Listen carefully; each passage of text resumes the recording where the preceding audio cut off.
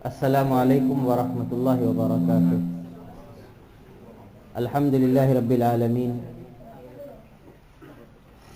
الرحمن الرحیم مالک یوم الدین، والصلاة والسلام علی اشرف الانبیاء والمرسلین نبینا محمد وعلی آلہ وصحبہ اجمعین ومن تبعهم بإحسان الى یوم الدین۔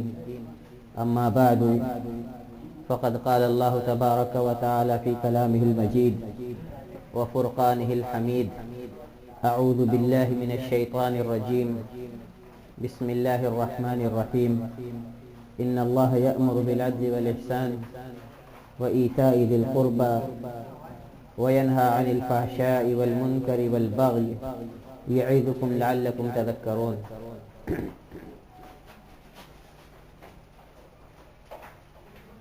محترم بزرگوں، نوجوان دوستوں، پیارے بچوں، ماؤں اور بہنوں، سورہ نحل کی آیت نمبر 90 آپ لوگوں کے سامنے ابھی تلاوت کی گئی، اور اس آیت کے اندر ہر اپنے آپ کو مسلمان کہنے والے آدمی کو غور و فکر کرنے کی ضرورت ہے۔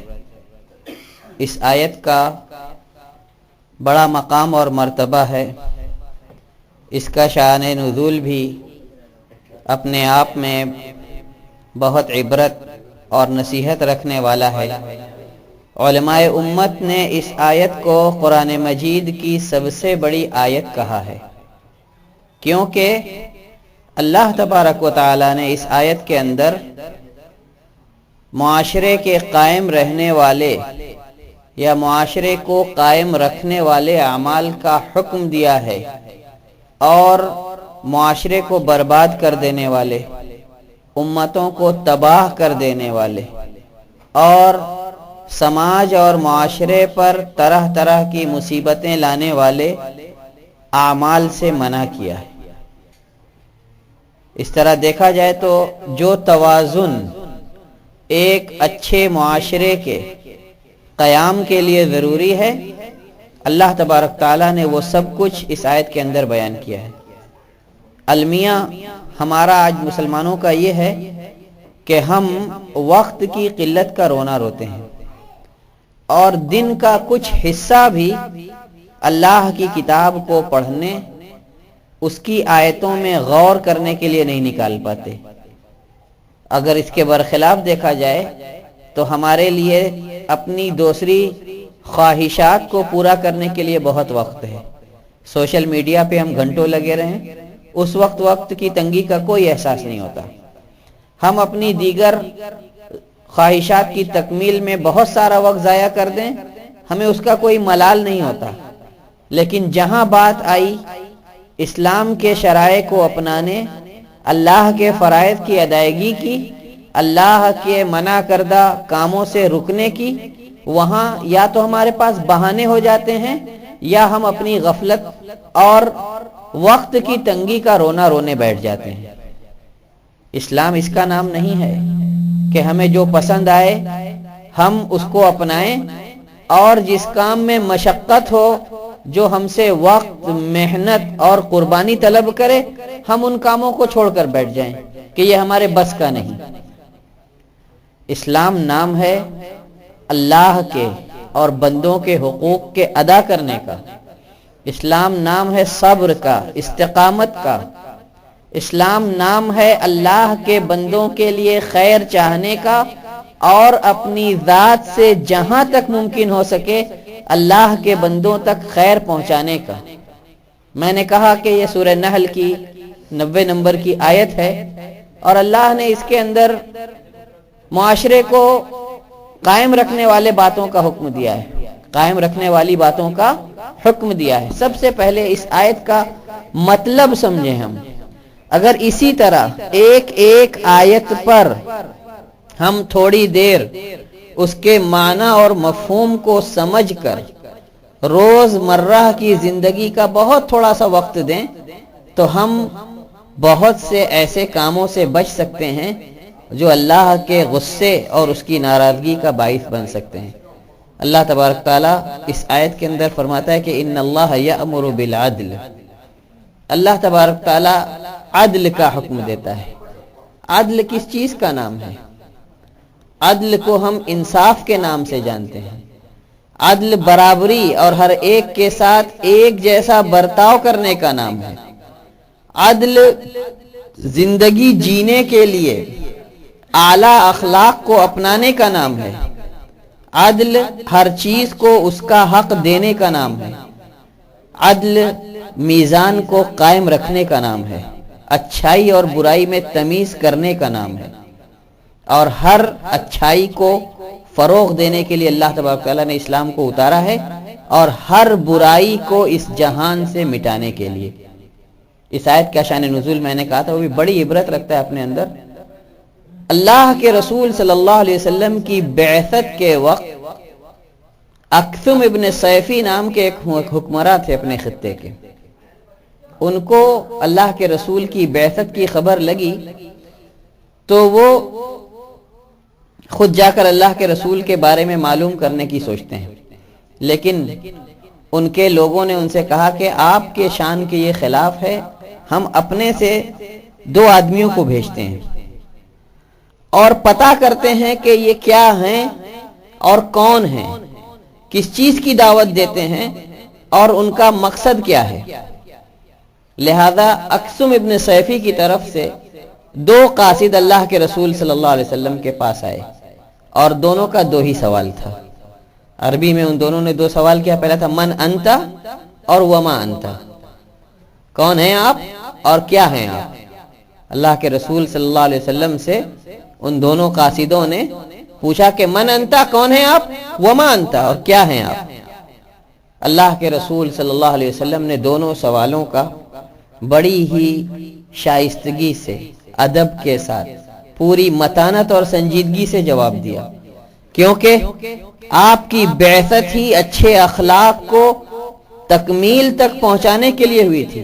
تو سب سے پہلے آپ اس کا خود عملی نمونہ پیش کرنا چاہتے تھے۔ آپ نے فرمایا اما من انا فانا محمد ابن عبداللہ ابن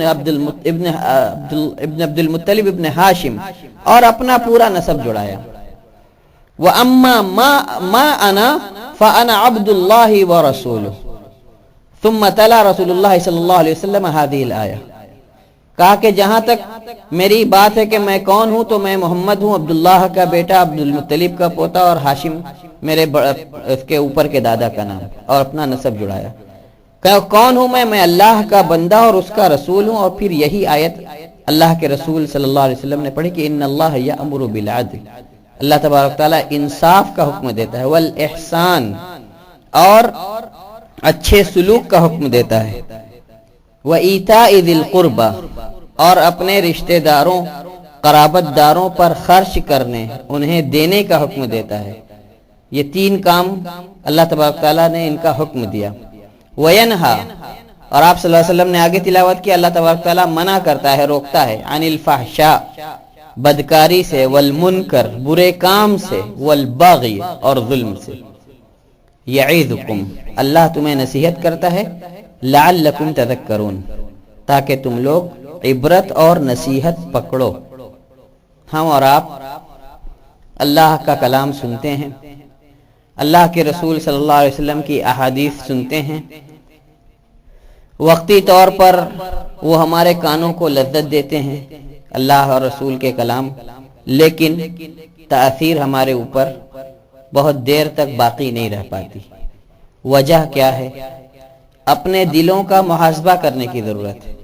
آج نصرانیوں کے کیلنڈر کا پہلا دن ہے، عیسوی کیلنڈر کا پہلا دن ہے، اور ایک پورا عیسوی سال کل گزرا۔ دنیا نے بہت لہو و لعب کے کاموں میں گزارا۔ ضرورت اس بات کی ہوتی ہے اگر کوئی مرحلہ آپ پار کر جائیں اور دوسرے مرحلے میں داخل ہوں کہ آپ خود کا محاسبہ کریں اور یہ دیکھیں کہ کہیں ایسا تو نہیں کہ ہمارا دل ایسا ہو چکا ہے کہ اس پر اچھائیاں اثر نہیں کرتی اور برائیاں اس کو پگھلاتی اور دہلاتی نہیں، زنگالود تو نہیں ہو چکا۔ پچھلے گناہوں کو یاد کرنا چاہیے اور اس کی طرف نہ لوٹیں اس کا عہد کرنا چاہیے۔ اگر ایک گزشتہ سال سے عبرت لینی ہے تو اپنی کمیوں کو سدھارنے کے لیے آئندہ سال میں عزم کرنا چاہیے۔ تفصیل میں نہ جاتے ہوئے اگر ہم پچھلی امتوں کی اتباع کی بات چھوڑ دیں تو خود ان کے درمیان سے اگر باخبر رہنا ہے آج کی دنیا میں جینے کے لیے تو باخبر ایسے رہیے۔ خود ان کے موجودہ پوپ کہتے ہیں کہ عید میلاد عیسیٰ کا، کرسمس کا انجیل میں کوئی تذکرہ نہیں ہے، اس کا نصرانیت سے کوئی ناطہ نہیں ہے۔ اگر آج وہ یہ بات اپنی صفائی کے ساتھ کہہ سکتے ہیں تو امت مسلمہ کو یہ بات اپنانے میں کیا دقت آ سکتی کہ جو کام دین کا نہیں ہے اسے ہم دین سمجھ کر تو نہیں کر سکتے۔ بہت واضح بات ہے اور اسی خبر گیری کی ضرورت ہے۔ ہمیں محاسبہ کریں، عہد کریں اور یہ دیکھیں کہ پچھلی کوتاہیوں سے ہم کتنا نکلے، ہمیں بھلائیوں کی کتنی رغبت ہوئی۔ ان لوگوں نے جب اس آیت کو اللہ کے رسول صلی اللہ علیہ وسلم کی زبان سے سنا تو انہوں نے کیا کیا؟ اللہ کے رسول صلی اللہ علیہ وسلم سے بارمبار دہروایا، حتیٰ کہ یاد کر لیا۔ یاد کر کے اکتم ابن سیفی کے پاس گئے، لوٹ کر کے انہوں نے اسی آیت کی اس کے سامنے تلاوت کی۔ اس نے سنا، سن کر کے کہا ان محمدن یأمر بمکارم الاخلاق وینہا عن صفصافہا فاتبعوہ تکونوا رؤوسا ولا تتخلفوا عنہ تکونوا اذنابا۔ بے شک محمد صلی اللہ علیہ وسلم اچھے اخلاق کی تعلیم دیتے ہیں، ان کی پیروی کر لو، سردار بن کے رہو گے اور ان سے پیچھے مت ہٹو، کمتر، حقیر، معمولی اور گھٹیا قسم کے لوگ ہو جاؤ گے۔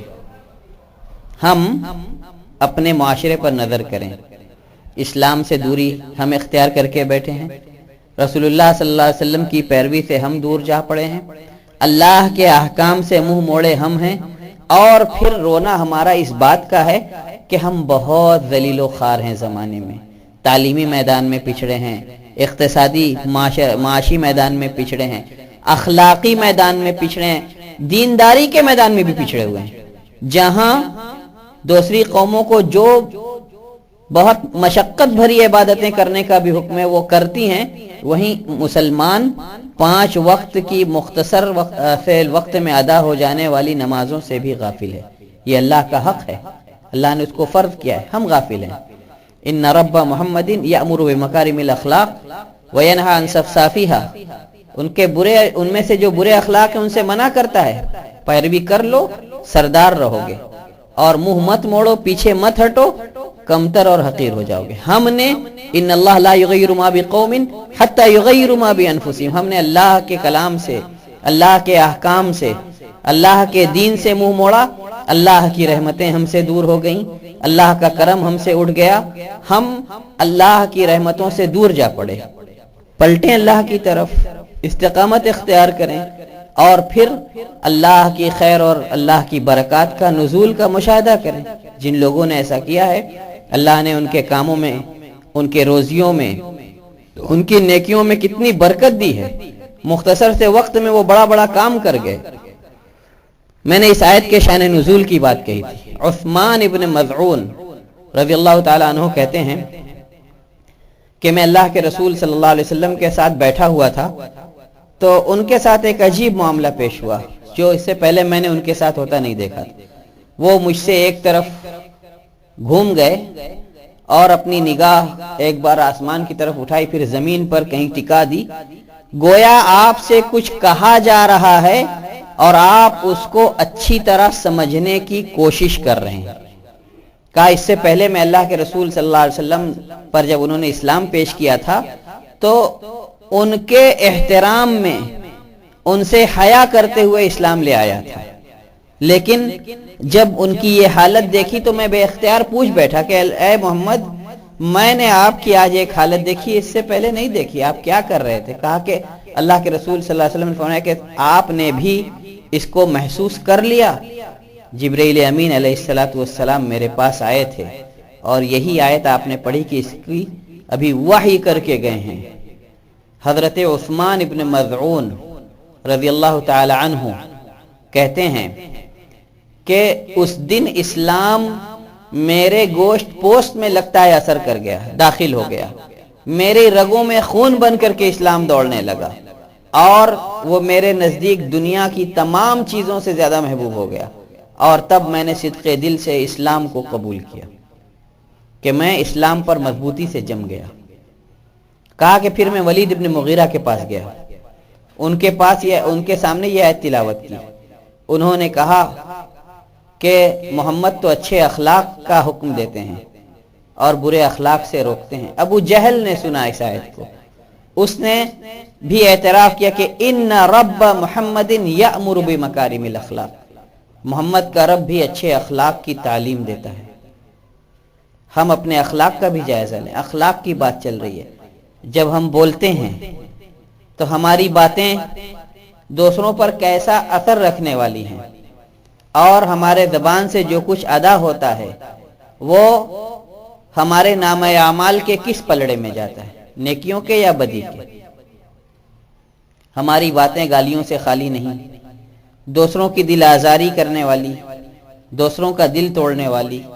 اپنی زبان سے ہم دوسروں کے دل چھیدتے پھرتے ہیں، اور یہ نہیں سمجھتے کہ آدمی اپنی زبان سے جو بات نکالتا ہے یا تو اس کے نتیجے میں وہ اللہ تبارک تعالیٰ کے یہاں بہت بلند درجات پاتا ہے، یا اس کے نتیجے میں وہ اپنے آپ کو بہت بڑی ہلاکت میں ڈالتا ہے۔ اللہ کی ناراضگی کا کلمہ زبان سے ادا کرتا ہے اور اپنے آپ کو اللہ کے ناراضگی اور غصے کا مستحق ٹھہراتا ہے، اور اس کے برخلاف جب ہم سیدھی بات کریں جس کا ہمیں حکم دیا گیا ہے، تو اچھی بات جو زبان سے نکلتی ہے اللہ تبارک تعالیٰ اس کو قبول فرماتا ہے، اور اس کے نتیجے میں بندے کو بہت بلند درجات سے نوازتا ہے۔ اللہ تبارک تعالیٰ نے عدل کا حکم دیا ہے۔ انصاف یہ ہے کہ ہم حق کی بات کریں، اور حق کے خلاف اگر گواہی دینی پڑے تو اس سے قطعاً ہچکچائیں نہیں۔ حق چاہے ہمارے خلاف ہی پڑے، ہمارے قریبی رشتہ داروں، باپ بیٹے کے بھی خلاف پڑے، تو ہمیں حق کی بات کہنی چاہیے۔ یا ایھا الذین آمنوا قوموا قوامین بالقسط شہداء للہ ولو علی انفسکم او الوالدین والاقربین۔ اور اچھے اخلاق کا یہ بھی تقاضا ہے کہ جب ہم احسان کریں تو احسان کا مطلب سمجھیں۔ احسان کیا ہے؟ اللہ تعالیٰ جس کا حکم دیتا ہے، احسان یہ ہے کہ آپ جو بھی کام کریں ایک تو اس کو مکمل یقین کے ساتھ کریں اور پوری صفائی اور مہارت کے ساتھ انجام دیں۔ نماز کے متعلق چند احادیث ایسی آئی ہیں کہ جو واقعی احسان کے مطلب کو بہت اچھی طرح سے واضح کرتی ہیں۔ اللہ کے رسول صلی اللہ علیہ وسلم نے ایک مرتبہ فرمایا کہ جب تم میں سے کوئی نماز کے لیے آئے تو اس کو چاہیے کہ اپنے نفس کو اور اپنے جسم کو تمام دنیاوی مصروفیات سے الگ کر کے آئے، یعنی اس کا جسم بھی اللہ کے لیے ہو اور اس کا ذہن اور اس کا ضمیر بھی اللہ کی طرف لگا ہوا ہو۔ دوسری حدیث میں اللہ کے رسول صلی اللہ علیہ وسلم نے فرمایا کہ ان احدکم لما قام یصلی فانه یناجی ربہ فلینظر احدکم من یناجی۔ تم میں کا کوئی جب نماز کے لیے کھڑا ہوتا ہے تو اپنے رب سے سرگوشی کرتا ہے، چپکے چپکے بات کرتا ہے، تو ہر کوئی تم میں کا دیکھ لے کہ کس سے سرگوشی کرنے جا رہا ہے۔ دھیان کتنا لگا ہونا چاہیے، کتنے خشوع کے ساتھ ادا کرنی چاہیے۔ والاحسان، احسان کیا ہے؟ آپ دوسروں کو جتنا خیر پہنچا سکتے ہو پہنچاؤ، اور اگر خیر نہیں پہنچا سکتے تو اپنی شر اور اپنی برائی لوگوں سے روک کے رکھو، یہ بھی نیکی ہے۔ اللہ کے رسول صلی اللہ علیہ وسلم نے فرمایا فَإِن لَمْ تَسْتَطِعْ، اگر کچھ نہ کر سکو تو کُفَّ شَرَّكَ عَنِ النَّاسِ، اپنی برائی لوگوں سے روک کے رکھو، فَإِنَّ ذَلِكَ صَدَقَةٌ، کیونکہ یہ بھی صدقہ ہے تمہاری طرف سے ان کے اوپر، اس کے بدلے بھی تم کو نیکی ملے گی۔ کم سے کم تم لوگوں کے لیے اتنے بے ضرر ہو، بے نقصان ہو کہ تم سے کسی کو نقصان نہیں پہنچ سکتا۔ اپنی زبان سے ایسی بات نہ نکالیے جو لوگوں میں تفرقہ ڈالے، ایسی تجارت نہ کیجیے جو دوسروں کی تجارت پر حرف لائے، ایسے معاملات نہ کیجیے جس کے نتیجے میں رشتہ داریاں خراب ہوں، اور ایسا چال چلن نہ رکھیے کہ اس سے کسی دوسرے کو تکلیف پہنچے۔ اسلام جائز شوق سے منع نہیں فرماتا، لیکن اگر اس جائز شوق کی زد میں کوئی دوسرا آتا ہے اور اس کو تکلیف پہنچتی ہے تو اس جائز شوق سے بھی منع فرماتا۔ حسن اخلاق کا مذہب ہے۔ مثال دیکھیے، اللہ کے رسول صلی اللہ علیہ وسلم فرماتے ہیں کہ جب بازار میں تیر یا دھاردار ہتھیار لے کر کے چلو یا کوئی چیز، تو اس کی دھار ہاتھ میں پکڑ کر چلو تاکہ تمہارے نادانستگی میں بھی کسی مسلمان کو اس سے تکلیف نہ پہنچے۔ انسانیت کا مذہب اس کو کہا گیا ہے۔ کتنی انسانیت دیکھیں گے اس کے اندر، اسی لیے اس کو انسانیت کا مذہب کہا گیا ہے۔ احسان کا مطلب یہ بھی ہے کہ آپ اگر کسی کو سزا بھی دیں تو اس میں انتقام کا یا تکلیف دینے کا جذبہ نہ کار فرما ہو، بلکہ وہاں بھی احسان کار فرما رہے، اور اس کی سزا کے بقدر اس کے گناہ کے بقدر اس کی سزا ہو جائے، بس یہ ارادہ رہے، اس کو تکلیف دینا مقصد نہ ہو۔ ان اللہ قد كتب الاحسان على كل شيء فاذا ذبحتم فاحسنوا الذبح واذا قتلتم فاحسنوا القتل وليحد احدكم شفرته وليرح ذبيحته۔ اللہ نے حسن اخلاق کو، احسان کو تمام چیزوں کے ساتھ فرض کر دیا ہے، لہذا جب ذبح کرنے لگو جانور کو تو اچھی طرح ذبح کرو، اور جب کسی کو کسی گناہ کی پاداش میں، حد میں یا قصاص میں قتل کرنا ہو تو اچھی طرح قتل کرو۔ تم میں سے ہر ایک کو چاہیے کہ اپنی دھار تیز کر لے اور اپنے ذبیحے کو آرام پہنچائے۔ سوچئے، اللہ کی عبادت ہے، عبادت کو احسان کے ساتھ کرنے کا حکم دیا گیا۔ جبرائیل علیہ السلام جب اللہ کے رسول صلی اللہ علیہ وسلم کے پاس آئے تھے، انہوں نے احسان کا مطلب پوچھا تھا، تو اللہ کے رسول صلی اللہ علیہ وسلم نے بتایا تھا کہ ان تعبد اللہ کأنک تراہ، اللہ کی عبادت ایسے کرو گویا اللہ کو اپنے سامنے دیکھ رہے ہو۔ فإن لم تکن تراہ، اگر ایسا تصور جی میں نہیں لا سکتے، فإنہ یراک، تو اللہ بے شک تمہیں دیکھ رہا ہے، تم اس کے علم سے، اس کے احاطے سے باہر نہیں ہو۔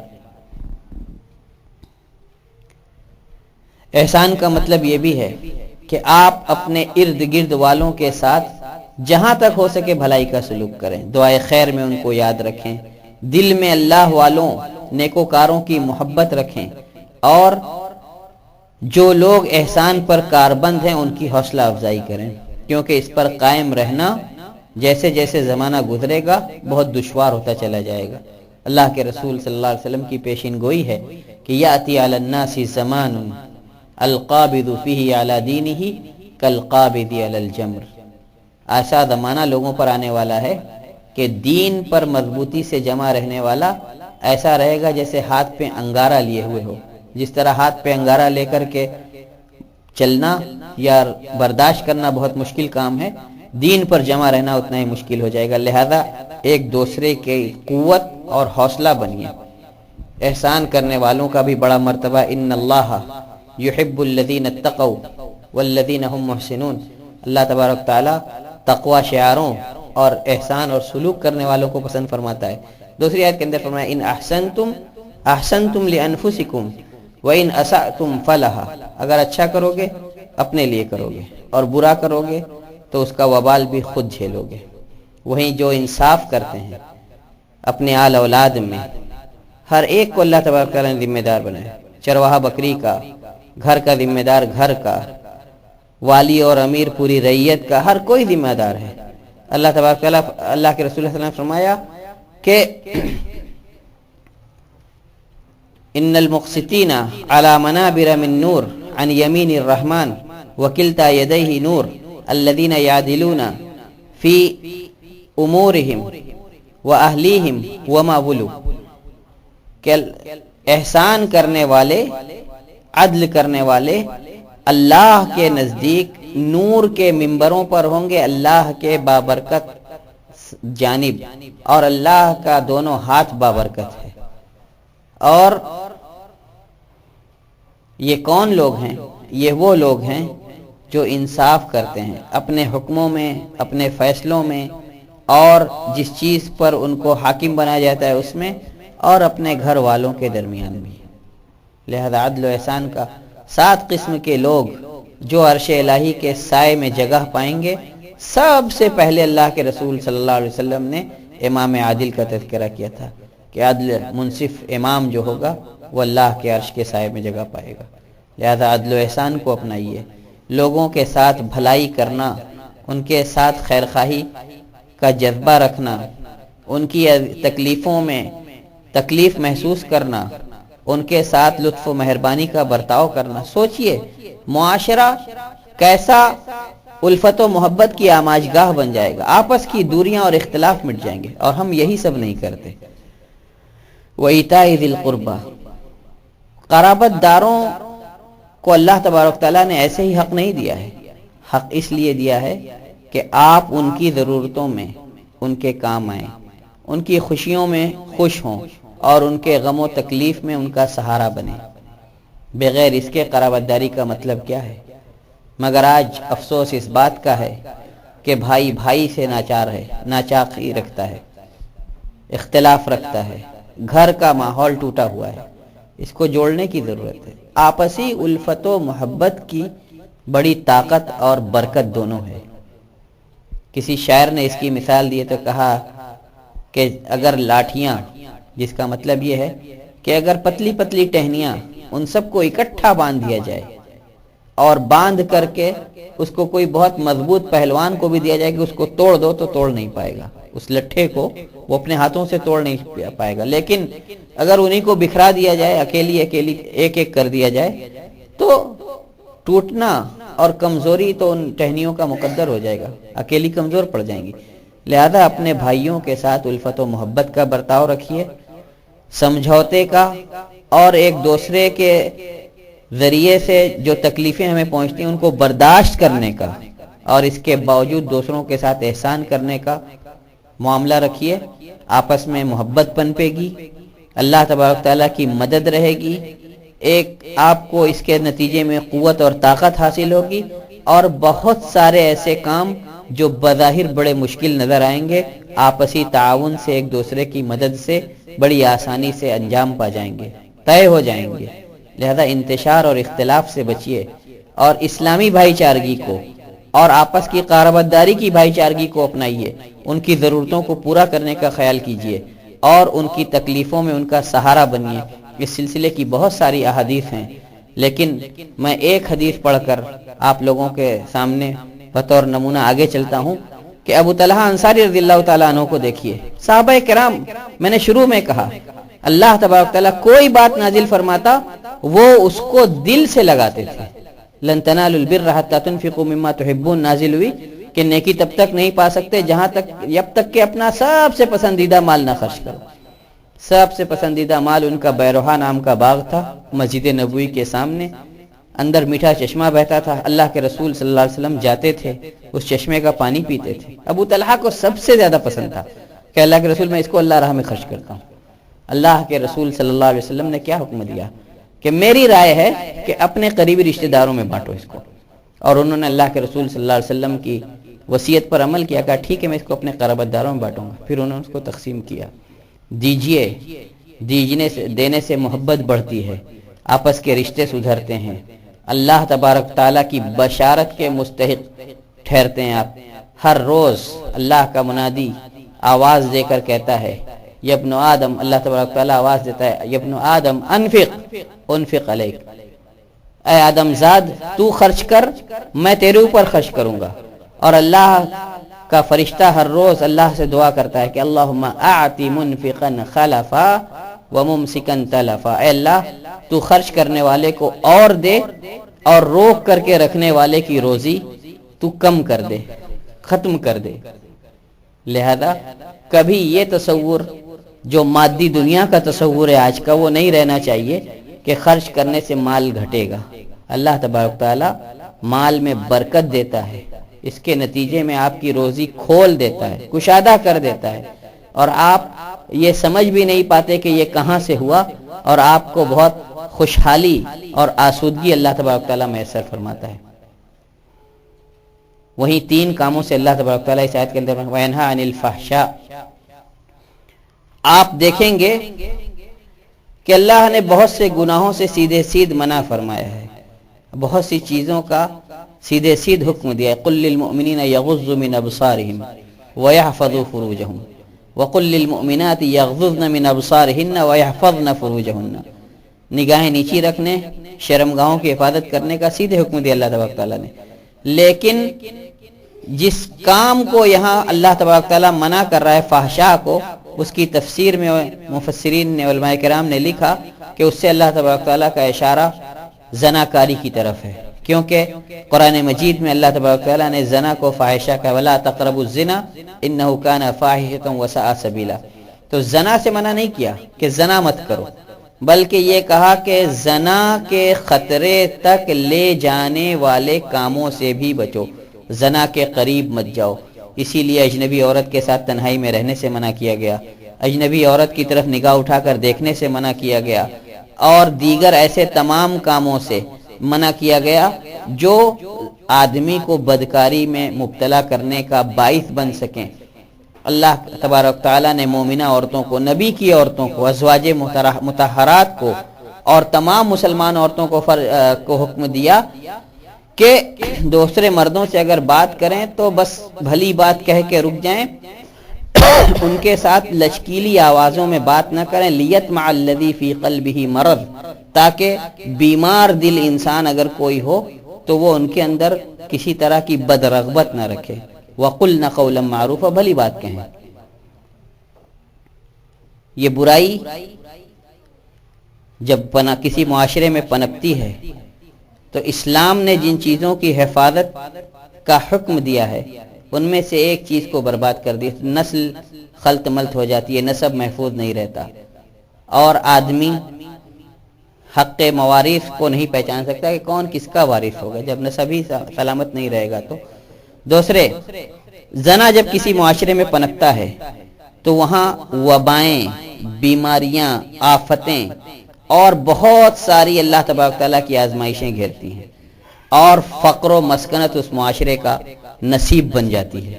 لہذا اس برائی سے خود بچیے اور اپنے آس پاس کے لوگوں کو نگرانی میں رکھیے، بچائیے. یا ایھا الذین آمنوا قوا انفسکم واہلیکم نارا وقودها الناس والحجارہ. اللہ نے ہم کو اسی کا حکم دیا ہے کہ خود کو اور اپنے گھر والوں کو جہنم کی آگ سے بچاؤ، جس کے ایندھن انسان اور پتھر ہیں، جس پر مضبوط طاقتور فرشتے ہیں جو اللہ کے کسی حکم سے منہ نہیں موڑتے، اور جس کا حکم انہیں ہوتا ہے بس وہی کام کرتے ہیں. والمنکر، اللہ تبارک تعالیٰ منکر سے منع کرتا ہے. منکر ہر برائی کا نام ہے. عام طور سے دیکھیں تو چھوٹی ہو یا بڑی، ہم اپنے منہ سے کسی کو گالی دیں تو یہ ہم سمجھتے ہیں بہت معمولی بات ہے. اللہ کے رسول صلی اللہ علیہ وسلم نے فرمایا لعن اللہ من لعن والدی، لعن اللہ من سب والدی. 2 حدیث میں 2 طرح کے الفاظ ہیں. اللہ کی لعنت ہو جو اپنے والدین کو گالی دے یا جو اپنے والدین کو لعنت بھیجے. اللہ کے رسول صلی اللہ علیہ وسلم سے پوچھا گیا ایسب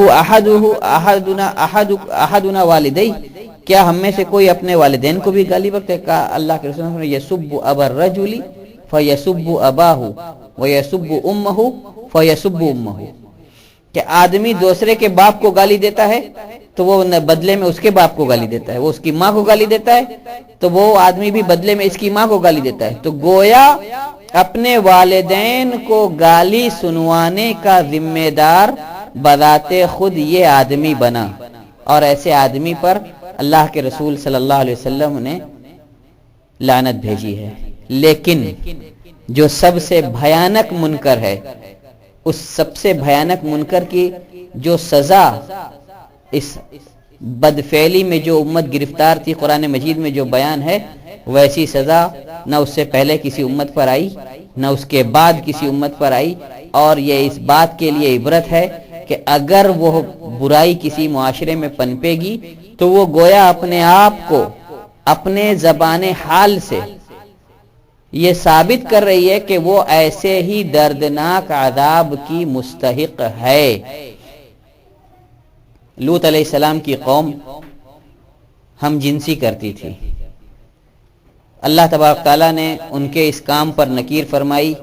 اتأتون الرجال وتقطعون السبیل وتأتون فی نادیکم المنکر، کیا تم لوگ مردوں کے پاس آتے ہو اور نسل بڑھنے کا راستہ کاٹ دیتے ہو اور اپنے اکٹھا ہونے کی جگہوں میں برائی کی پکار لگاتے ہو، برے کام انجام دیتے ہو. تو اس منکر کو، ہم جنسی کو، اغلام بازی کو اللہ تبارک تعالیٰ نے منکر سے تعبیر کیا. اس بستی کا عذاب بہت دردناک تھا. اللہ نے پوری بستی کو، لوط علیہ السلام کو اور جو لوگ ان کے اوپر ایمان لائے تھے ان کو حکم دیا کہ بستی سے نکل جائیں. پھر پوری بستی آسمان تک اٹھائی اور اوندھی کر کے زمین پر مار دی اللہ تبارک تعالیٰ نے. اسی پر بس نہیں، پھر اس پر پتھروں کی بارش کی. یہ عذاب لوط علیہ السلام کی قوم سے پہلے کسی اور قوم پہ نہیں آیا تھا، نہ لوط علیہ السلام کے بعد ایسا عذاب کسی دوسری قوم پر آیا. لہذا اس بد خصلت سے بھی ہر ایک کو بچنا اور دوسروں کو بچانا چاہیے. والبغی، بغی کا مطلب ہوتا ہے ظلم، اور ظلم سب سے ہولناک یہ ہوتا ہے کہ آدمی اس رب کے ساتھ شریک ٹھہرائے جس نے اس کو پیدا کیا، اس دنیا میں برپا کیا، اپنا خلیفہ کا نام دیا اور اس کی ذمہ داری اپنی عبادت ٹھہرائی. وما خلقت الجن والانس الا ليعبدون ما اريد منهم من رزق وما اريد ان يطعمون ان الله هو الرزاق ذو القوة المتين. کہ ہم نے انسانوں جناتوں کو صرف اپنی عبادت کے لیے پیدا کیا اللہ نے، اپنا نام لیوا بنا کر کے زمین پر بھیجا اور وہ اپنی پریشانیوں کے وقت دوسروں کو پکارے. ایسے اللہ کے بندوں کو جو خود اللہ کی رحمت اور اس کے مغفرت کے مستحق ہیں اور جن کے ہاتھ میں کسی کو بخشنا، بخشوانا یا کسی کو کچھ دینا یا دلوانا نہیں، وہ انہوں نے دنیا میں جو کچھ کیا اس کے ساتھ وہ برزخی زندگی کی طرف کوچ کر گئے. اب ان کا اور اللہ کا معاملہ ہے، وہ جانے، اللہ تبارک تعالیٰ جانے. لیکن جب ہم اللہ کی عبادت کے لیے دنیا بھیجے گئے تو رب کی عبادت میں کسی کو شریک نہ کریں. یہ سب سے بڑا ظلم ہے. وَإِذْ قَالَ لُقْمَانُ لِابْنِهِ وَهُوَ يَعِظُهُ يَا بُنَيَّ لَا تُشْرِكْ بِاللَّهِ إِنَّ الشِّرْكَ لَظُلْمٌ عَظِيمٌ. لقمان علیہ السلام نے اپنے بیٹے کو سب سے پہلے اسی بات کی وصیت کی تھی، اللہ کو کے ساتھ کسی کو شریک نہ ٹھہرانا، شرک سب سے بڑا گناہ ہے. اس کے بعد کسی کا ناحق خون بہانا بہت بڑا ظلم ہے. من اجل ذلك كتبنا على بني اسرائيل انه من قتل نفسا بغير نفس او فساد في الارض فكانما قتل الناس جميعا ومن احياها فكانما احيا الناس جميعا. کسی کا ناحق خون بہانے کے بدلے میں ہی بنو اسرائیل پر اللہ تبارک تعالیٰ نے یہ فرض کر دیا تھا کہ جس نے کسی ایک کی جان لی گویا اس نے انسانیت کو ہلاک کر دیا، اور جس نے کسی کی جان بچائی گویا اس نے پوری انسانیت کی جان بچا دی. بہت بڑے ظلم اور بھی ہیں. کسی کی زمین غصب کر لینا، مال ہڑپ لینا، کسی کی اور کوئی چیز ہڑپ لینا، کسی کو اپنے بات سے کسی کے اوپر زیادتی کرنا، تعدی کرنا، اپنا حق سمجھ کر دوسرے کا حق مار لینا جبکہ وہ حق آپ کا نہ ہو. ظلم یہ بھی ہے کہ کسی ایسی گواہی کو چھپا لینا جس کے نتیجے میں کسی کی برات ہو سکتی تھی یا کسی کو کسی کا حق مل سکتا تھا. اور ظلم کی بہت سی انواع ہیں. ہر ایک طرح کے ظلم سے اپنے آپ کو بچانا چاہیے. ولا تحسبن اللہ غافلا عما يعمل الظالمون انما یؤخرهم لیوم تشخص فیہ الابصار.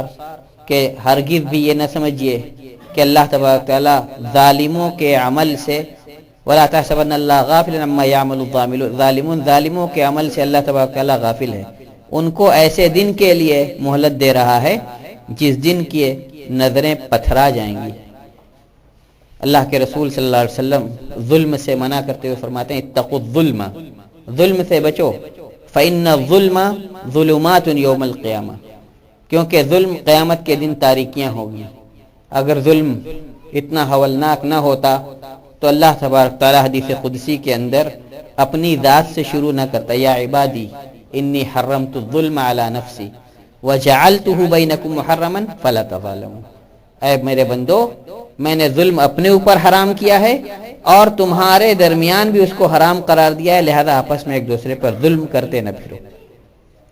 اللہ کے رسول صلی اللہ علیہ وسلم فرماتے ہیں کہ ان اللہ لیملی الظالم حتی اذا اخذہ لم یفلتہ، کوئی یہ نہ سمجھے کہ اگر وہ ظلم کر کے اللہ کی گرفت سے اور اللہ کی پکڑ سے بچا ہوا ہے تو اللہ تبارک تعالیٰ نے اس کو چھوڑ دیا، بلکہ اللہ اس کو مہلت دے رہا ہے تاکہ جس دن اس کی گرفت ہو اس دن وہ اللہ کی گرفت سے بچ نہ سکے۔ لہذا مظالم کو لوگوں تک لوٹا دینا چاہیے، اگر کسی کا حق لیا ہے، روپے پیسے ہیں، زمین جائیداد ہے تو واپس کر دے، اور اگر کوئی گواہی ہے جس کے نتیجے میں کسی کو کچھ مل سکتا ہے اور بھی کسی قسم کی زیادتی جو آپ سے سرزد ہوئی ہے، آپ اس سے توبہ کیجئے اور زیادتیوں سے باز آ جائیے، کیونکہ یہ جان لیجئے کہ ظلم چاہے نسل در نسل قائم رہے لیکن ایک دن اللہ تبارک تعالی ایسے ظالموں کی گرفت ضرور کرتا ہے اور اس دن ان کا کوئی بچانے والا نہیں ہوتا۔ لہذا ہمیں ان تمام برائیوں سے اپنے آپ کو بچانا چاہیے اور آیت کے شروع میں جن بھلائیوں کا اللہ نے حکم دیا ہے انہیں اپنانے کی کوشش کرنی چاہیے۔ اس کے نتیجے میں معاشرہ سیدھی راہ پہ چلے گا، اللہ کی رحمتیں ہمارے اوپر نازل ہوں گی، آپس کے رشتے سدھر جائیں گے اور ہم ایک دوسرے کے بہیخواہ اور خیرخواہ بن جائیں گے اور معاشرے سے برائیوں کا خاتمہ ہو جائے گا، ہم اللہ کی رضا اور خوشی کے مستحق ٹھہریں گے۔ اللہ تبارک تعالی ہمیں اس آیت کے اندر غور و فکر کرنے اور اس میں بیان کردہ بھلائیوں کو اپنانے اور برائیوں سے رکنے کی توفیق عطا فرمائے، جب تک اس دنیا میں زندہ رکھے، ایمان اور اسلام کے ساتھ زندہ رکھے، اور جب یہاں سے جانے کا وقت آئے تو اسلام پر ہمارا خاتمہ ہو۔ بارک اللہ لنا ولکم فی القرآن العظیم ونفعنا وإياكم بما فيه من الآيات والذكر الحكيم إنه تعالى جواد كريم ملك بر الرؤوف الرحيم وآخر دعوانا الحمد لله رب العالمين۔